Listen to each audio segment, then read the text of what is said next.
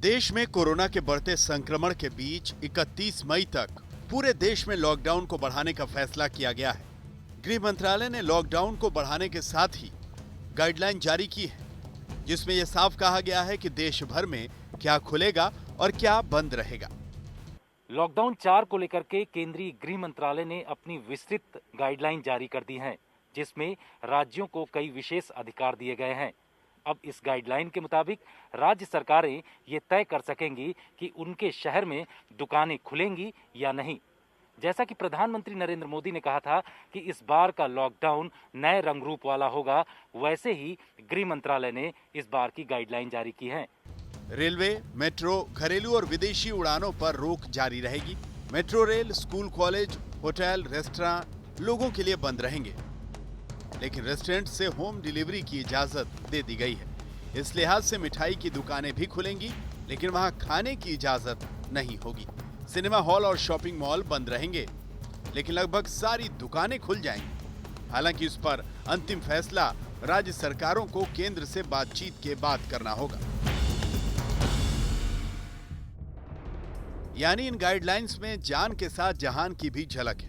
जहां सख्ती बरतने की जरूरत है, वहां सरकार के नियम बेहद सख्त हैं, लेकिन जहां जिंदगी आसान बनाने की जरूरत है, वहां हालात सामान्य बनाने की कोशिश की जा रही है। इस लिहाज से ही इस बार पूरे देश को 5 जोन में बांटा गया है। अब तक देश में 3 जोन हुआ करते थे, इस बार 5 जोन का ऐलान किया गया है। पहले रेड, ऑरेंज और ग्रीन जोन हुआ करते थे, जिन्हें कोरोना मरीजों की मौजूदगी के आधार पर तय किया जाता था। अब रेड और ऑरेंज जोन में 2 और जोन होंगे, कंटेनमेंट जोन और बफर जोन। बफर जोन को लेकर नियम अभी साफ होना बाकी है, लेकिन कंटेनमेंट जोन को लेकर गृह मंत्रालय की गाइडलाइन बिल्कुल साफ है। कंटेनमेंट जोन में केवल अनिवार्य सेवाएं मिलेंगी।